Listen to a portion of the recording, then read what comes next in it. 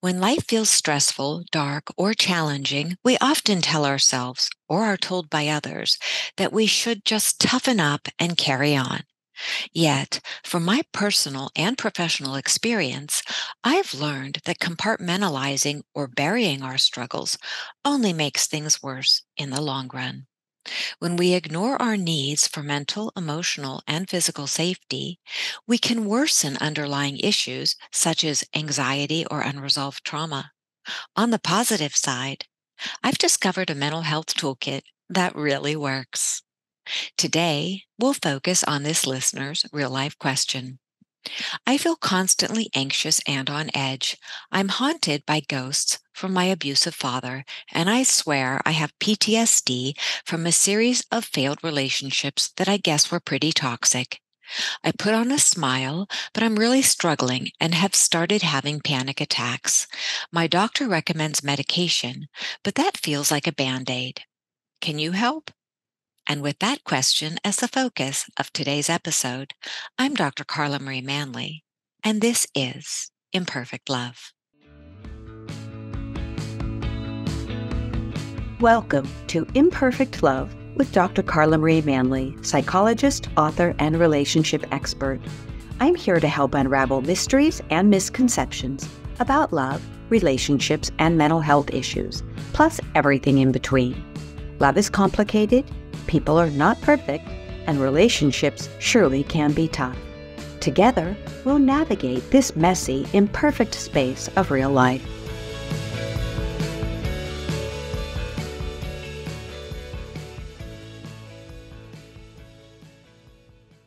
Please note, as this episode contains sensitive information, listener discretion is advised. If you need support, please see the special links in the show notes. Today, I'm joined by a very special guest, Dr. Christy Gibson, who will be sharing her expertise on psychological first aid and trauma healing. Dr. Christy is the author of the 2023 book, The Modern Trauma Toolkit, and she's also known as the TikTok Trauma Doc. Dr. Christy, thank you so much for joining us today. It's such a pleasure to have you on the podcast. Well, it's an equal pleasure to be here, Carla. Thanks for having me.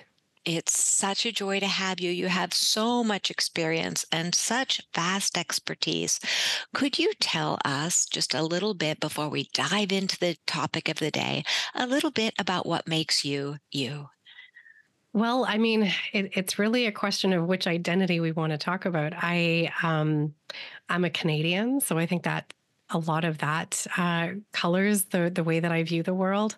And I am a traveler. I've been to like 70 different countries, so I'm really a curious explorer. I think one of the reasons why I started as a family doctor and now work primarily as a trauma therapist is that curiosity. I'm just a very innate learner. And what I've learned about psychology and trauma and how it affects the mind body is a real adventure for me to explore because it leads to a lot of exciting possibilities for people.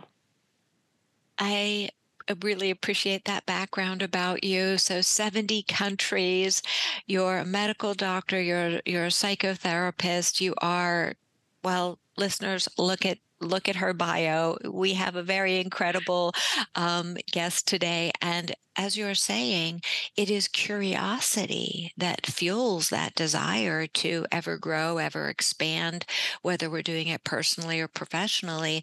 And I think that that's such, just looking at the listener's question today, curiosity is, one of the most important parts of healing is first getting curious, non-judgmentally curious about what's going on inside. So let's start off with, as you talk about psychological first aid, I really love that piece. What could you explain that to our listeners? Well, as a medical doctor, we are taught the importance of intervening in an emergency situation to prevent injury and, try to stop someone from being traumatized. But we are, and not just physicians or psychologists, but just the general public, we are so unaware that just as important is preventing psychological trauma. And this is also something that's possible. So we have been facing so many collective traumas from uh, climate and resulting natural disasters, from a global pandemic that is currently being ignored. There are so many wars that are on social media, and we have very visceral, like our body reacts to these um, perceived threats. And sometimes these perceived threats can be creating patterns that make our brain feel like we're in constant danger. And psychological first aid is preventing that from happening. So I think it's really important, and it's something we don't speak about often enough, especially in the context of developmental or childhood trauma.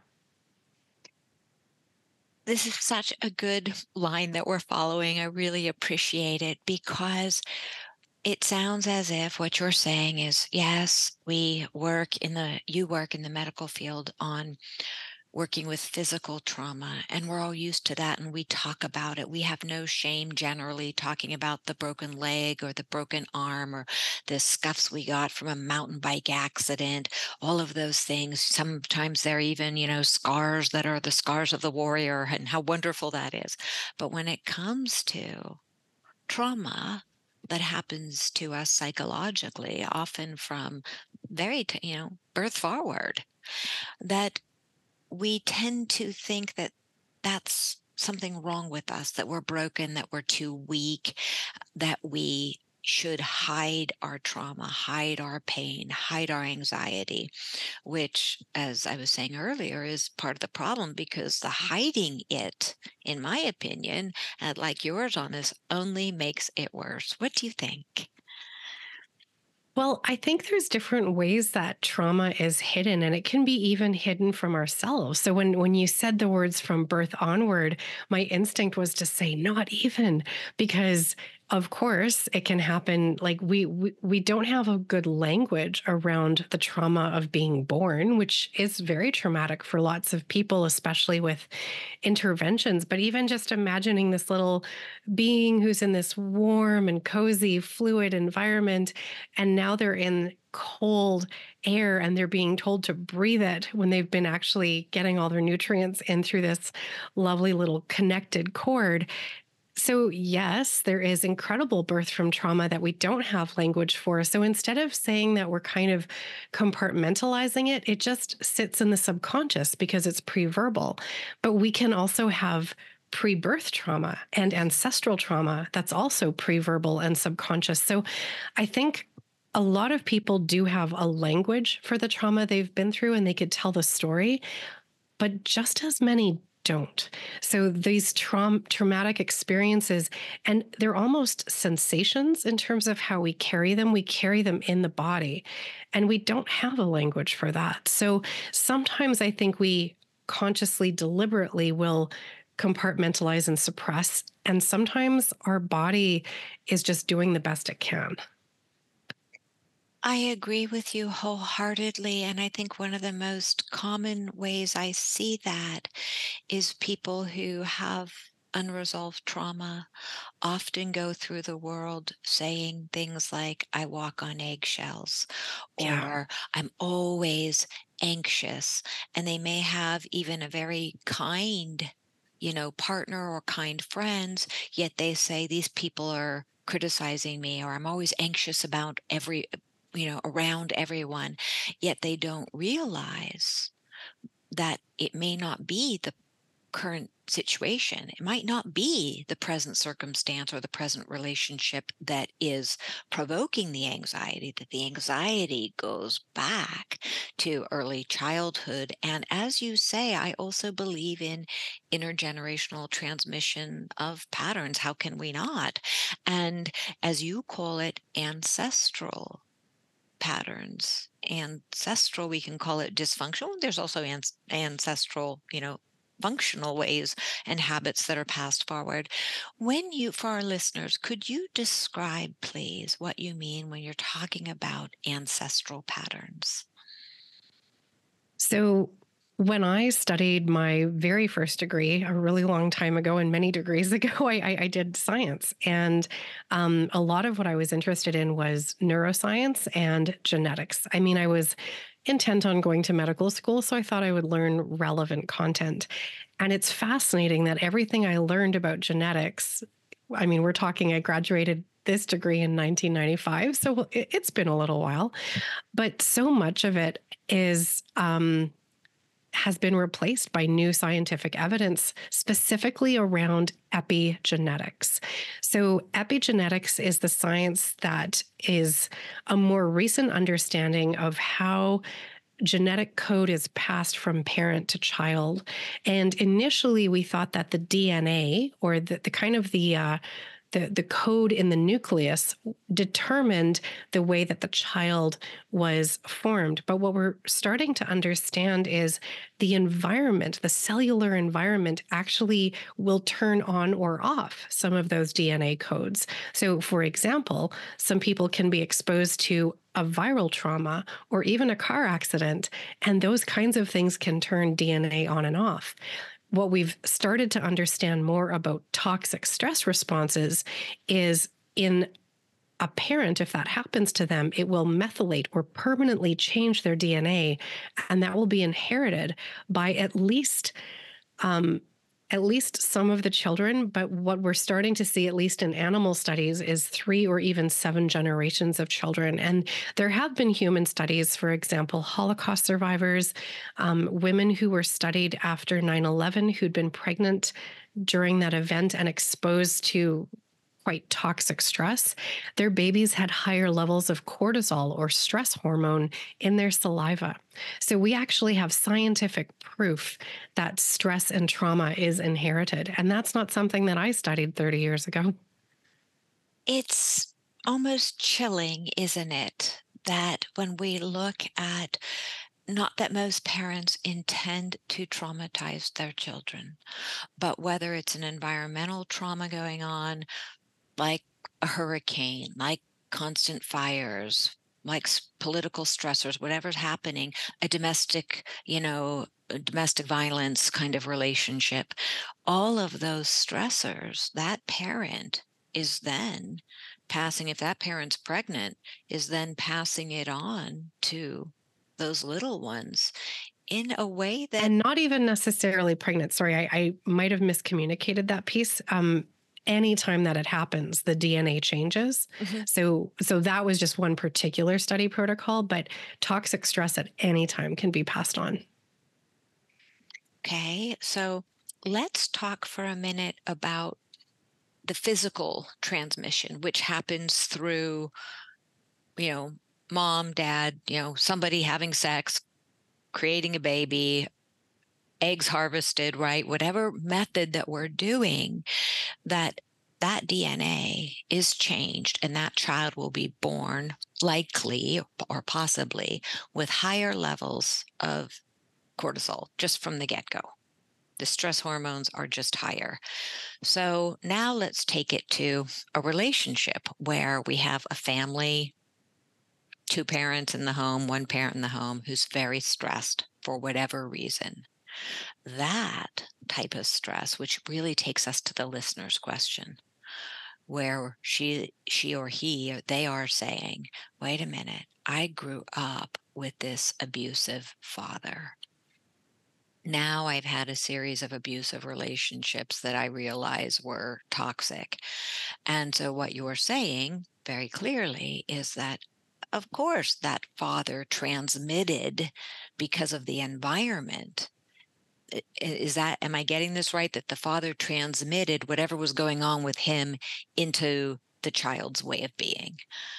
Well, and I think both are strong factors. So you can have a child who inherits toxic stress, Mhm. and then it's compounded by being in an abuse or neglect caregiving situation. So for children, it's really additive or synergistic. What we know from research is with every single kind of adverse childhood experiences or negative events that happen to kids, it's an exponential increase in physical health, mental health and social health outcomes. So if you consider the DNA that we're inheriting, and it's not a sure thing. So you could have multiple family members, and some might inherit the stress and others might not. So, in a person who does inherit some of those stressed codes, and then you compound those with childhood experiences, it really adds up. And so, instead of me asking, well, what's wrong with this person who's anxious? I always ask, well, why does it make sense that this person is feeling anxious all the time? And it's just such a more compassionate question to be asking, and it's solution focused, which I mean is really the intent of the modern trauma toolkit, is to help people understand their brains and how to fix them. So you've given us a lovely background, and I want to dial it back even a little bit more. When you were talking essentially about the fight or flight response, Yeah. right? Where you were saying we have this state of stress and the fight or flight response, something feels like a threat. Even if it's not a threat, it feels like a threat. And we are meant as animals to see a threat, a mountain lion, run from it, and then get regulated again and carry on with our day. But in today's world, it's threat after threat after threat, and they're perceived threats. Some of them come to fruition, some don't, but it doesn't change the fact that the body is in this constant state of fight, flight, freeze, or appease, right? That we choose unconsciously one of those coping strategies. Which in your So first, what do you say in your words? How do you view the world that we live in now, and how that fight flight response is being consistently and chronically triggered in many of us? Um, so much brilliance in what all that you just said, Carla. So I'll pick up on a few threads there. I love how you asked specifically, like, what's different now, and that's something I think about all the time. It's why I put the word modern in the title of the book, because there are new things that are related to modern times that we didn't deal with before. So, for example, social media feeding us images and very graphic depictions of violence. It's not something that I dealt with when I was growing up, and kids today are having to. Um, this sense of fear, I mean, there's always been something. I mean, when I grew up, there was the fear of the Cold War and nuclear annihilation. But the climate emergency is really making kids scared right now. I just gave a TEDx talk a couple of weeks ago, and one of the statements that I quoted was a survey of 10,000 young people. And when they were asked about how they felt about their future and their opportunities, 75% of them said their future felt frightening. And so when you ask about people being stuck in fight or flight, or that sympathetic high activation nervous system, that makes sense to me, because they are literally frightened. And so whether they're frightened because of an inherited trauma, childhood trauma, or this perception, and oftentimes amplified perception. So what happens in the brain once you've been in danger is it's scanning both your insides and your outsides, looking for more threats. And so once you've been in a dangerous situation, your brain will amplify and intensify the signals that it's perceived as threatening again. And we're getting more of those signals. So it does make sense to me that more and more people are caught in those reflexive responses. I don't actually think it's usually a choice, for two reasons. I mean, one, who would choose it? It's so uncomfortable, even though it's familiar, and our brain does like familiar. But secondly, once our amygdala, the part of our midbrain that decides if we're in danger or not, once it starts to think that we might be in danger, it actually disconnects some of the neural network towards our thinking brain. And so we don't actually have that rational mind engaged in that response. Our amygdalas are just like, wow, get away. And they kind of make the decision of how we're going to do that. So a lot of these processes don't happen in consciousness, just like you said. Absolutely. And that emotional center of the brain, sometimes called the fear center of the brain, the amygdala that you're talking about, when that's disconnected, it's disconnecting because it's saying, hey, we're paying attention to one thing and one thing only. And that's how to stay safe. That's survival. And that's why, and I agree with you, I think that's why so many people, when we get into that stage unconsciously, we think we're thinking clearly. We think Mhm. that the point we're making in that argument or in that, aggressive bullying place we're in, if we're in fight mode, we think it makes perfect sense, but it often doesn't because it's coming from sheer survival. And then Mm. the other piece of it, which you were talking about, is that constant scanning of the environment, which is really common with people who have PTSD. It's one of the symptoms, complex PTSD, domestic violence survivors, emotional abuse, all of those things where the radar is up 24/7, and it just exhausts the system. It is those stress. So could you talk a little bit about how those constant elevations in stress neurochemicals, the adrenaline, the cortisol, what that does to the system short term and then long term, when we aren't meant to be in the stress days, but once in that blue moon when we're being chased by the tiger. And before I ask you to answer that, in case listeners are wondering, they might be thinking, well, in the past our ancestors were also faced by lions, tigers, and bears. Yes, but they had communities around them in many cases, and they had this connection, and the threats were not on so many levels. They were often even seasonal threats with drought and crops and intruders, but it wasn't 24/7. And they didn't have smartphones reminding them 24/7. And another piece, I just have to say, I've noticed in my own life, because the climate is really on my radar and we live in a fire area, that Mm. I never used to check the weather every day. I just didn't. It was going to be cool. It was going to be hot. I'd look at the sky. Okay, it's going to rain. Now I check my phone in the morning.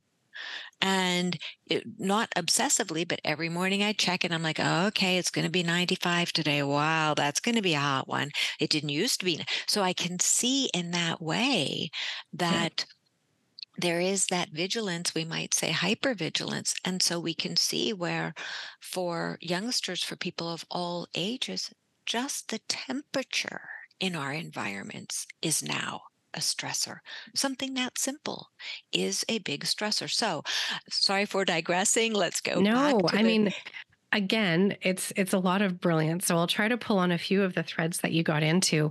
One was that you were really differentiating between the activated stress response, which is fight and flight, and the low activation stress response, which is our parasympathetic nervous system on overdrive. So we think of parasympathetic as rest and digest, but it can also be overwhelmed, and that's what we end up in freeze, collapse, shutdown. And it is happening to more and more people. So the way that looks in the short term is a person who can't get out of bed, they can't get off the couch, they can't get anything done on their to-do list. And over the long term, that can really help cause suffering with the relationships and employment and just actual survival, even though it is our brain trying to protect us. Likewise, when our sympathetic or overactive response has been locked in for too long, initially it feels like a lot of stuck energy. So, muscle tension, restlessness, pounding heart, mind racing, so you can't go to sleep, busyness. So, you might see people in a new relationship every few months or changing their jobs all the time or can't quite settle in a place. So that restlessness from flight can show up in very overt behaviors. And then chronically what ends up happening is if you're stuck in that overactive response for too long, it's your sympathetic nervous system, and your sympathetic system is in charge of movement. We all need it. We use it to make dinner or go for a walk. It's only when it's overactive that it causes us harm.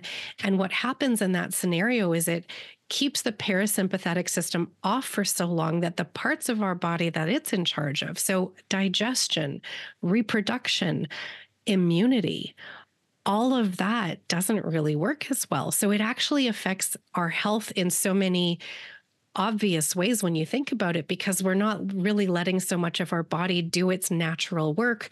And so much of that is self healing. So, one of the things that I've noticed in doing trauma work with my patients, I started this when I was in family practice, is that so much of their physical health improved by working on their nervous system responses. And that's why I really focus on body based or somatic practices in the modern trauma toolkit, because the more that we can shift our nervous system back into that, what Dan Siegel calls the window of tolerance, where we're not too over or too under activated, then our body does what it's supposed to do, which is heal itself.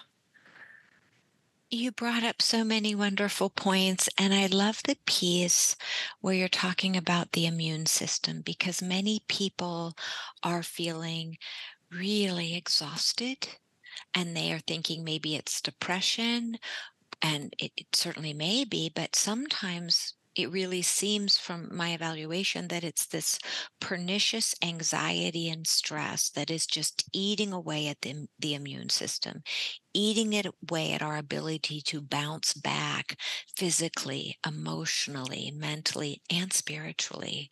Is that what you are finding? I would say it's probably multifactorial, and with every person it's different, but I think you're definitely on to some of those root causes. I'm also seeing a lot of people who are exhausted because their sympathetic nervous system isn't meant to be active for so much of the day, and that is really tiring. It takes a lot more energy to be stuck in sympathetic. So for a person who's experiencing that restless, agitated, can't even be comfortable in my own skin energy, that is exhausting. So I think that's definitely a component of it. I think you mentioned this at the beginning, and I just want to pull on that thread, but there's a difference between a culture where you're taught you are the only person who can help you survive versus a collectivist culture like indigenous worldviews or most of the global majority, when they are literally in it together. And if somebody is struggling, the community helps them.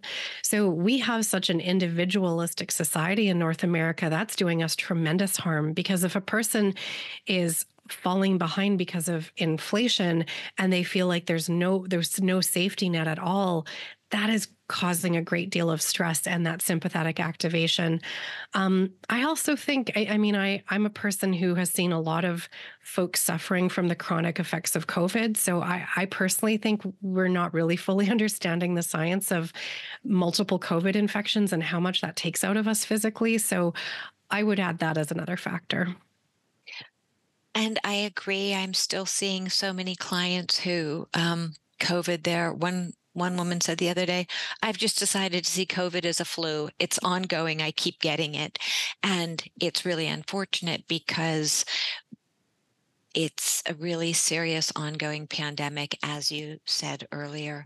I'd love to pop back to the piece where you were talking about the exhaustion on the body. And I think that when we look at the long-term effects of anxiety, taking us back to the listener's question for a minute, the person is experiencing a lot of anxiety and has not, it sounds as if, come to terms, worked with the abuse from childhood or the relationships. And we look at this individual in light, looking at it through the lens of activation, chronic activation of the sympathetic nervous system. What would you offer to that particular listener and all of our listeners, likely coming from your modern trauma toolkit, of what can be done to start to create some healthy somatic based habits, body based habits that increase awareness, help move through the trauma, help work with it so that it's not a lifelong companion and not a happy companion at that? Trauma recovery, I like to think of it through the the research lens of Dr. Judith Herman. So she wrote a book called Trauma and Recovery, and her most recent edition has a fourth stage around justice, which I think is pretty cool. But her first three stages is really what has helped me design the processes that I use as a therapist. And the first one is establishing safety. And I call this noticing. It's really about getting to know and, as Deb Dana says, befriend our nervous system and learn, well, what does my body feel like when it's in overactivated parasympathetic or too much of that freeze collapse energy? And what does my body feel like when it's going towards too much of that overactive energy? And starting to learn when we're on the windowsills of the window of tolerance rather than having flown right out the window. So part of this preventative ability is just really getting to know ourselves and then developing a toolkit to bring us back into that window. So that's why I love somatic practices. And I'll teach my patients things like havening, tapping, tremoring, or ways to release too much sympathetic tone, because really when we're stuck in fight and flight, it's our body wanting to move. And so we actually have to release that extra energy, and using the body to do that just makes sense. Especially I work, one of my clinical environments is refugee health. And so many of them won't even have words to describe the emotion. They might not say they have anxiety. They might say, my chest hurts or my legs want to move. And then the body-based practices make so much more innate sense to them. But truly, if you use the right language, it makes sense to everybody. As long as even talking about your own body feels safe enough. And that's not true for everybody. The second stage is what Judith calls remembrance and mourning, and I call shifting, but it's basically that trauma processing stage. And so once you have more of a sense of ability to stay in your window of tolerance, you're not flooding in overactivation or freezing in underactivation, that's when you can start to move into the process work. I use a lot of skills like accelerated resolution therapy, which is a cousin of EMDR. And what you're doing is you're rewiring the brain from those original traumas. So for a listener or anybody who's dealt with developmental or childhood trauma, what you're doing is changing your relationship with those memories, essentially leaving the pain of the past in the past. We can't change what's happened, but we can change its effect on your present. And there are so many different modalities that can be effective at that stage. And of course, I gravitate to the body-based ones. And then the third stage, she calls reconnection, but it's really around integrating this new reality that's not driven by those trauma responses and trying to figure out, who do you want to be now that you have more conscious control over it, because you're not being driven by the amygdala the whole time. Those are all lovely steps and they make sense. And I'm a fan of Judith Herman's work. And when we look at, so let's go back to the first one, give listeners an example for someone who might not know what all of those strategies are. Maybe just focus on one that listeners can embrace. Sure. So I mentioned both havening and tapping, and most people have never heard of this, as it's one of the reasons why I joined TikTok. And I'm now on YouTube and other social media as well, because I worry we're going to lose TikTok, which is a shame. But I just love to spread the word of all of these body-based tools that are so easy to practice, and for many people, incredibly effective. So havening is just a really gentle brushing across the skin of the palms, the shoulders, and the face. And what science shows us is it creates delta and theta waves, which are calming brain waves. And it's one of the ways that we can shift from sympathetic into parasympathetic. And there's lots of different techniques with that. Tapping is an evidence-based treatment for PTSD. And I really didn't have a good understanding of it as a physician, but now that I'm a trauma clinician, I love this tool, because not only is it something I can use in treatment and in sessions, but it's something that patients can take away with them and use at home. So it's self-acupressure, where they tap on really specific areas of the body. And the sequence isn't hard to learn once you've seen it. So You can check out my TikTok or the chapter in my book, and there's a video in the Modern Trauma Toolkit. So, self acupressure and tapping these points really lowers the intensity of those perceived emotional responses. So, if you're trapped in anxiety and you're experiencing it at like an 8 out of 10 and it's just really intense all day, something like tapping can lower the intensity of how much you're experiencing. So there are so many different strategies that are incredibly effective, and people have to personalize it and figure out what works for them. So it's not going to be a one size fits all solution, but there's been very rare people where we haven't found a path towards a solution. And I really appreciate that you talk about personalizing it, because in many realms, people think, oh, I tried this medication and it didn't work, or I tried this therapist and it didn't work. It must be me. I must be broken. No, we are all alike in many ways, but we are also very different in many ways. The way we're wired, our personal history, even how words hit us. I mean, we're such precious beings that deserve a personalized approach, which modern medicine doesn't always give us. So let's go to the next piece. As an EMDR certified clinician, I love EMDR, and I don't use it with all clients. It's not appropriate for all clients, but people might not know what that means or the modality that you use. So EMDR, listeners, is eye movement desensitization and reprocessing. It's a form of therapy that is used for people who have, it was actually used originally for PTSD. It's now used for lots of other things. But let's talk to Dr. Christy about the modality you were talking about and describe that. So, accelerated resolution therapy came to Lainey Rosenzweig's in very similar ways to how Francine Shapiro kind of downloaded EMDR. So, Francine was apparently in Central Park and looking back and forth at the trees on either side of the pathway and noticed just experientially in her own body that her nervous system calmed down. Lainey also started to work with the EMDR protocol and started to notice certain things that were particularly effective for her clients and created this specific protocol.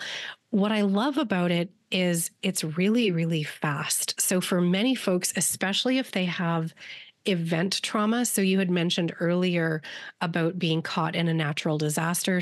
For me, I was caught in the earthquakes in Nepal in 2015. So I had quite a lot of event trauma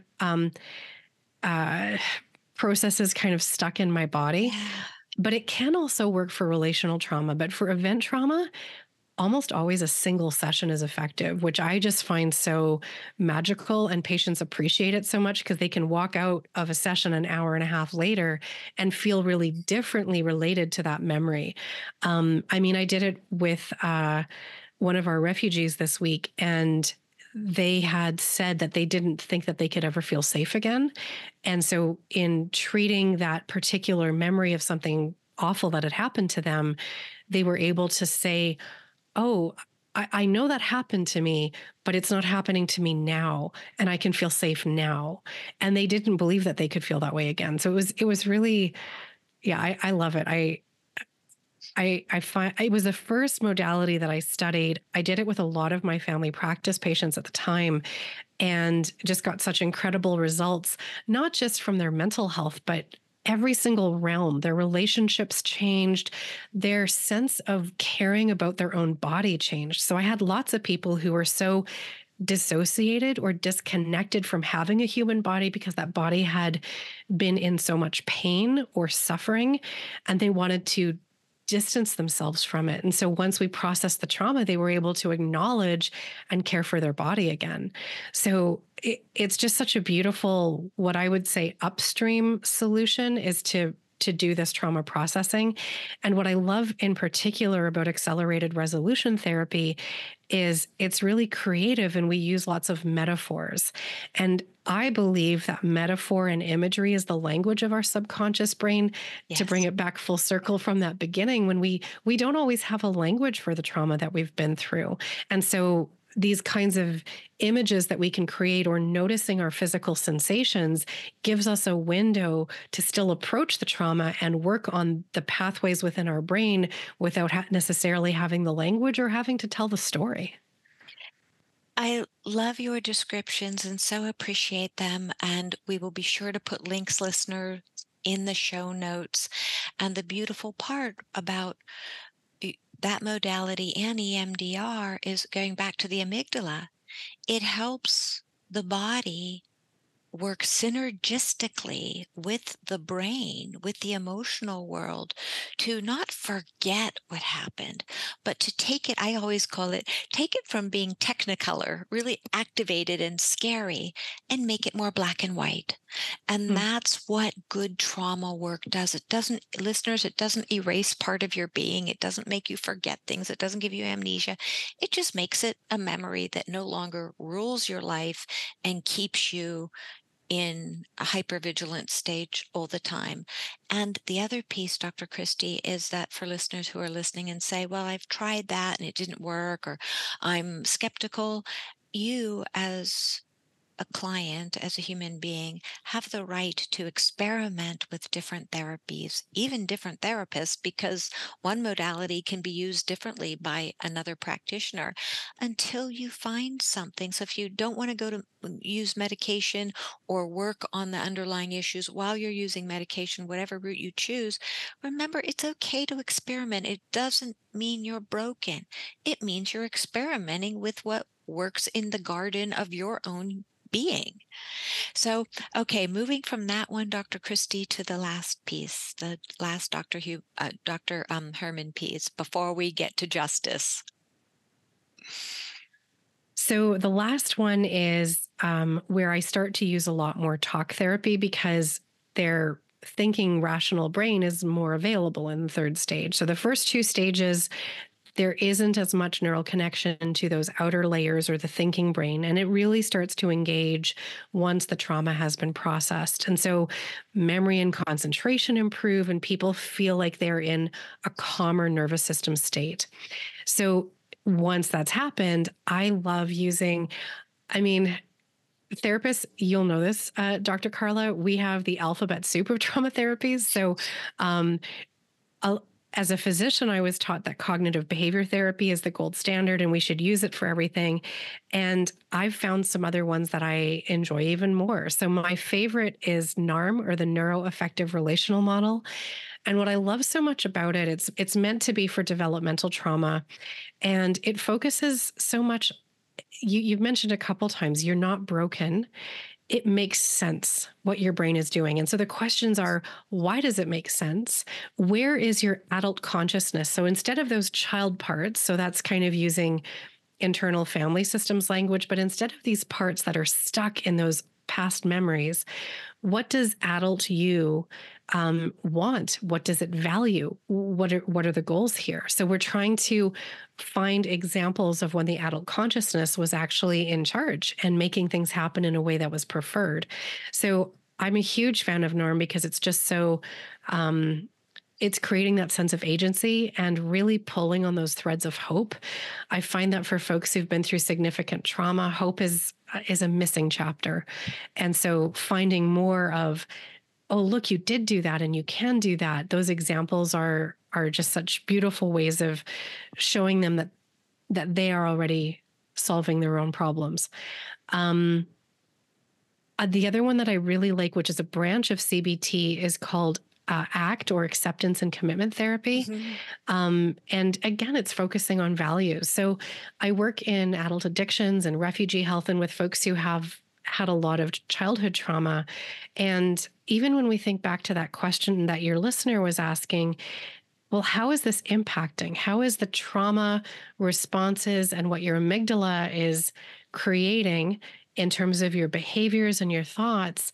How does that impact your relationships, your ability to work, your hopes and dreams, the things that you love? And we try to work in that third phase towards what you're actually wanting. I really appreciate how you bring it all together so that it creates, we can see it's a beautiful toolkit that has these steps. And before we move to the justice piece, because I'm a big believer in justice and how that, works with the whole equation, hope. You brought up hope, and it's an often overused word, just kind of blithely thrown out. Yet, I agree with you, and I love connecting hope with agency Hmm. because I've seen with clients that the minute they start healing, baby step healing, because that's how healing works in the psyche. It's not overnight. Even though there are some really effective modalities out there, healing takes time, it takes effort, it takes commitment. And I believe that our hope, that light of hope, gets bigger and bigger and bigger and brighter with every step of agency that comes, every step forward. And sometimes when I'm working with people, I don't know if you've experienced the same thing. They'll make strides and they're so busy moving forward that, and they don't even think they're moving forward, that they forget the importance of saying, well done. Look, today I was able to go to the supermarket.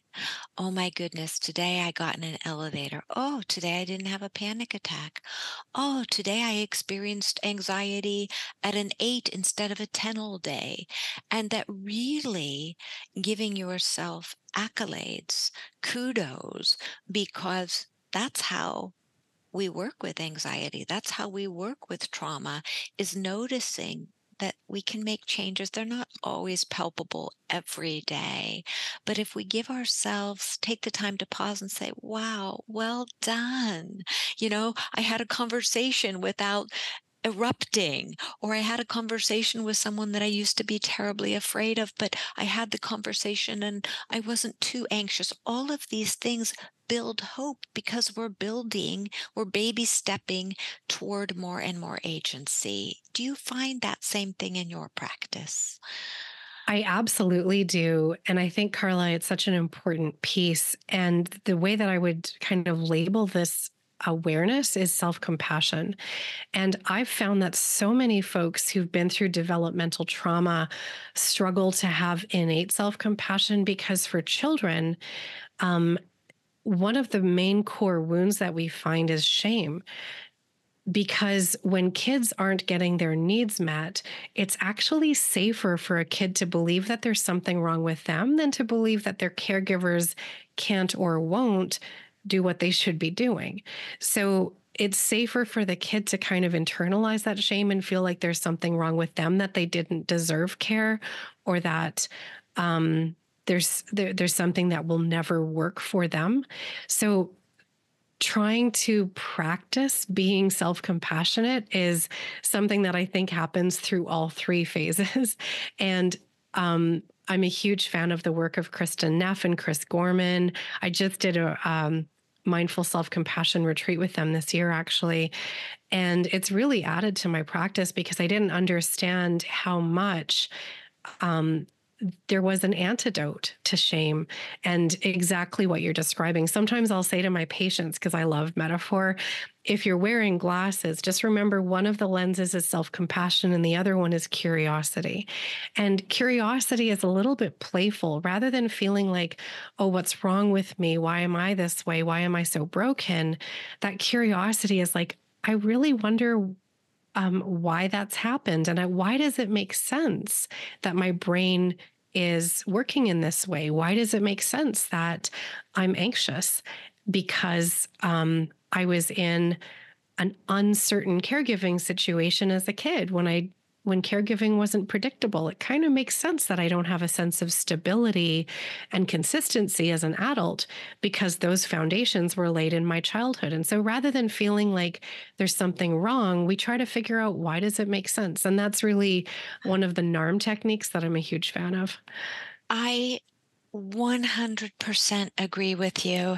And there are some people who believe it's not worth going into your childhood. And I think that we need to go, it's the core of my last book, The Joy of Imperfect Love, that we need to go into our childhoods, not to shame or blame our caregivers. There's no use in that, but to go back and put together the pieces of the puzzle, what worked, what didn't work, Yeah. embrace what worked, if there's much of that there, and work to shift that which didn't work. And while we're doing that, as you say, be curious. curiosity is so amazing. We need to be curious about why we are the way we are, both for the good and the not so good.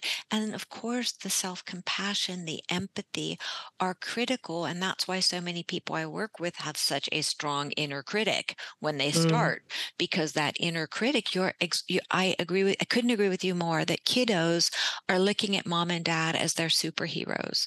So whether the parents are fighting or criticizing them or yelling or having, a drunken bout, the child thinks it's my fault. Mom and dad are divorcing, they're fighting. It's got to be me because it can't be my superheroes.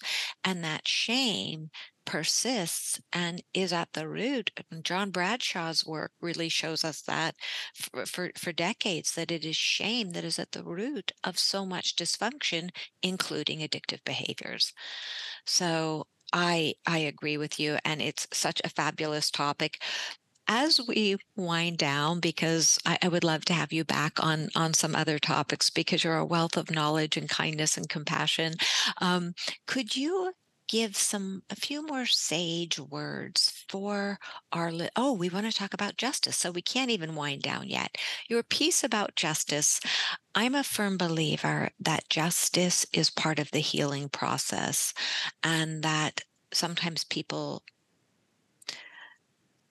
forget how important it is that even if you can't, say for somebody who was abused and they can't get justice, that we can create justice in other ways. Could you talk a little bit about why justice is so important? When I started my medical career, it was kind of drawn to working in equity deserving communities. And one of the early things that I did was actually create a residency. We initially called it global health, but it's really equity, local and global. And so this is why I work in addiction medicine and refugee health, is because these equity denied communities are the ones that are suffering the most from all of these kind of collective traumas that are transpiring. So, for example, many refugees are already climate refugees, or they're political refugees because of the politics of the global north. And so for people who are fighting immigration and refugees so much, I just think we also need to take responsibility. So there's this kind of collective justice in my mind around it. What Judith Herman explores is that so often the court system doesn't provide justice to people. And so there's other ways of establishing justice. I've actually found that it's possible through therapeutic modalities. So in accelerated resolution therapy, we're taking a movie of the traumatic events and we're changing the content of the movie to change the associations. And of course, you will always remember the events as they happened, but you're overlying these new creative ways that you would prefer it to have gone down. And so many times I'll invite a person to say, well, who would have you wanted to rescue you in that moment? And maybe it's even adult you. And then they can swoop in and save the day. And we recreate that scene in a way that is preferable. And sometimes the perpetrator gets injured or goes to jail, and they are allowed to create that movie. Like that's totally fine. It's not like you're doing it to the person, but you're just allowing yourself to have that experience. Another modality that's related to tapping is called matrix reimprinting, and it is so fascinating. I use it for trauma processing as well, but the essence of it is you're going back into the moment that a foundational belief was created, and you're changing the belief in that moment. So you're taking your adult consciousness and you're going to visit the child, these younger parts, at the moment that the parts are starting to believe something. And you freeze everybody in the scene and you interact with that younger part and help them see what adult consciousness sees, so that they can see the truth of the scenario instead of what's kind of being taught to them in that moment. And it is amazing that it actually changes a person's foundational belief, because so many times a kid will interpret, well, I deserve that, or I did something wrong, Yes. and when the adult goes in and says, you didn't, you deserved care, you deserved security, you deserved love, and offers that to them, then that younger part is like really healed in that moment. So I really think of these trauma processing modalities as justice interventions because they're creating that sense of justice for themselves. So that is not something Judith Herman said in her book. That's a Christy thing, but that's been my experience with it.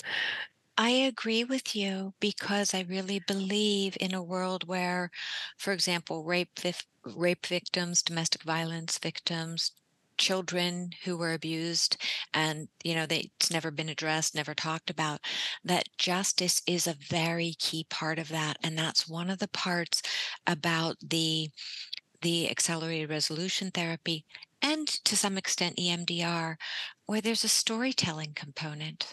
Mm-hmm. And the storytelling component, when the client that you're working with gets the opportunity, in essence, to create a different story, a different outcome of the way that justice would have been served, their higher self, their best self would have been served, their young self would have been served.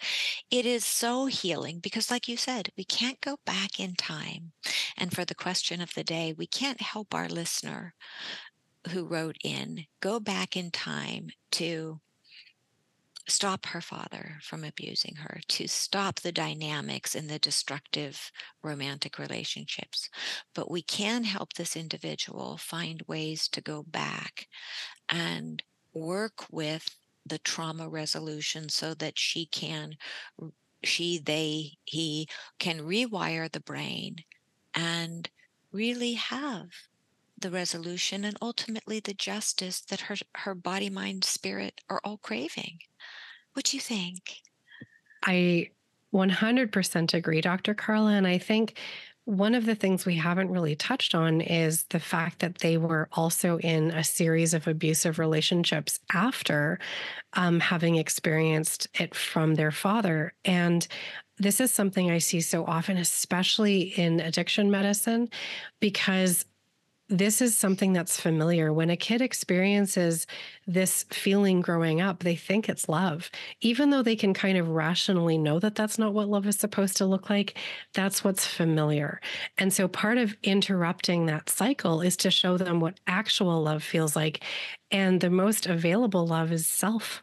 And even though it's a struggle when you've got this internalized wound of shame, part of what heals is the therapeutic relationship. It's kind of why when they study all of the different modalities, and I know I've rattled off a bunch of the alphabet of these therapies, most of them work equally well because so much of it is just healing in being witnessed and being validated and having somebody who's co-regulating or regulating their nervous system with you.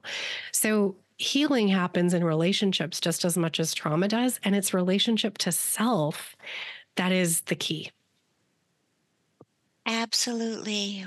We are, where love begins and ends, and healing the self and changing that story within the self. And the story that sometimes starts with, I do deserve love. I am worthy of love. I am worthy of healthy, genuine love. And when we grow up not believing that because someone didn't attune to us, they ignored us, they abused us, they criticized us, whatever the various stories are, it does take some work and some curiosity and empathy and compassion and all of those things to heal those wounds so we can show up in relationships and do away with that brain that's saying, oh, this criticism is normal. This is, like you say, we equate that with love, and it's not love.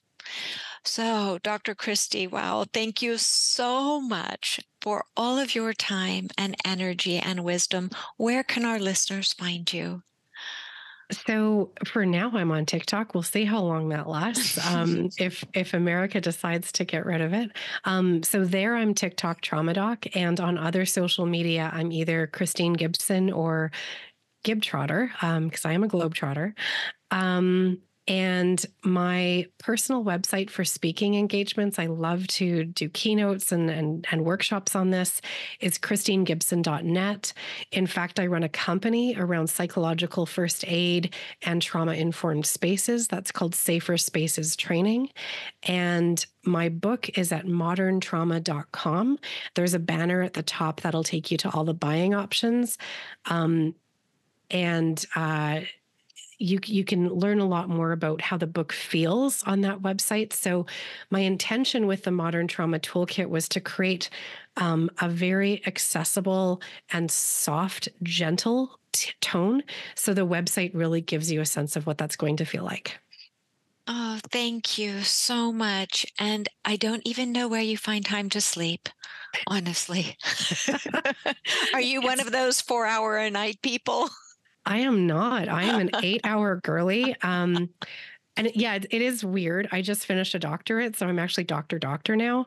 But yeah, I did a master's in medical education. I just did a doctorate in transdisciplinary study. I thrive off of learning, so I prioritize that for me. And I don't have biological kids. I do have lots of young people in my life, but I do think that gives me extra free time. It sounds like it does. Well, thank you for the wealth of wisdom and kindness and good that you bring into the world. I really appreciate you. Thank you. Well, and thank you for such an insightful conversation, Dr. Carla. That was wonderful. It was so wonderful, and we'll have you back again soon. Let's Truly. Okay. Take good care, and thank you, our listeners. This is Imperfect Love.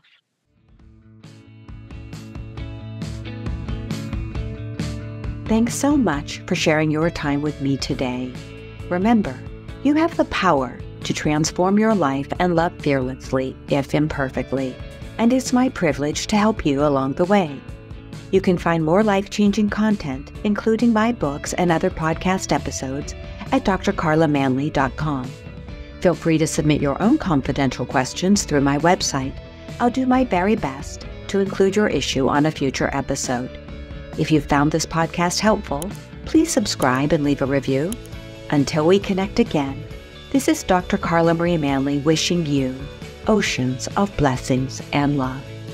Please note, this podcast is psychoeducational in nature and is not intended to replace formal mental health support.